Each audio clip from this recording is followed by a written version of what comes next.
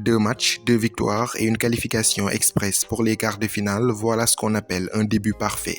Pourtant, rien ne laissait présager une telle entrée en matière des Lionceaux à la CAN U17 en Algérie. Pour cause, de nombreux joueurs importants qui avaient activement participé à la qualification ont été disqualifiés lors des tests IRM.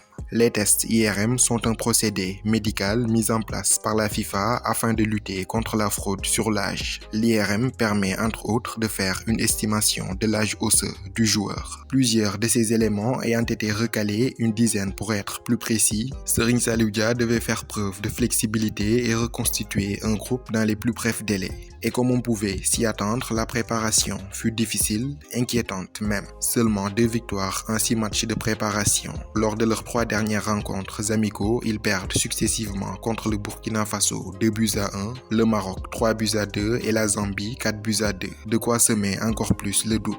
Et dans ce contexte, au Sénégal, très peu les voyaient réussir leur CAN.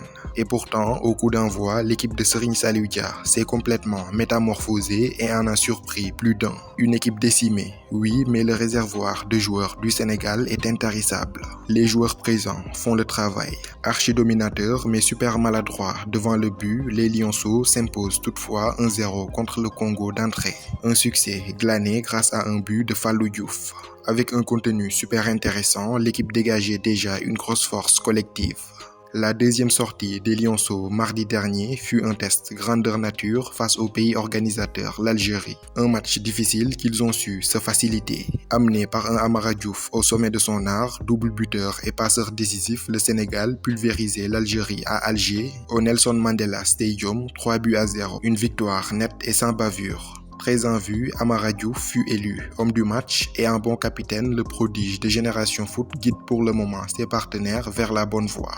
Au bilan comptable, le Sénégal, c'est 2 matchs, 2 victoires, 6 points sur 6 possibles, 4 buts marqués en 2 matchs et surtout aucun encaissé. Leader incontesté du groupe A avec 6 points, les poulains de Serigne Saliou Dia sont assurés de terminer premiers de leur poule et par conséquent qualifiés d'office pour les quarts de finale de la CAN U17.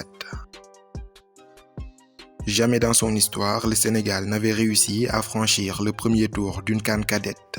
En 2009 comme en 2019, ils étaient rentrés à chaque fois au premier tour. L'exploit est certes inédit, mais ce Sénégal actuel est trop ambitieux pour se satisfaire d'une simple place de quart de finaliste. Cet état d'esprit est désormais révolu au pays de la Teranga, le seul et unique maître mot, c'est la gagne.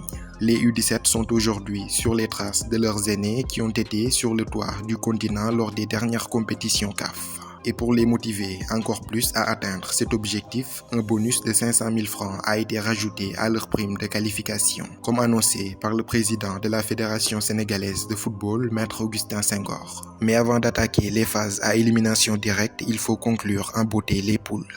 Et pour l'ultime journée, ils affronteront la Somalie. Ce sera ce vendredi 5 mai 2023 à 19h.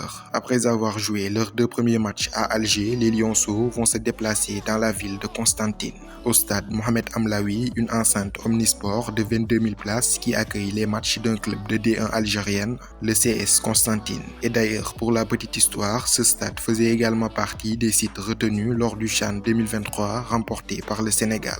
Battu d'entrée par l'Algérie 2-0, la Somalie, futur adversaire du Sénégal, avait fait match nul contre le Congo, 1 but partout. Ce vendredi, une victoire leur suffira pour se qualifier au tour suivant.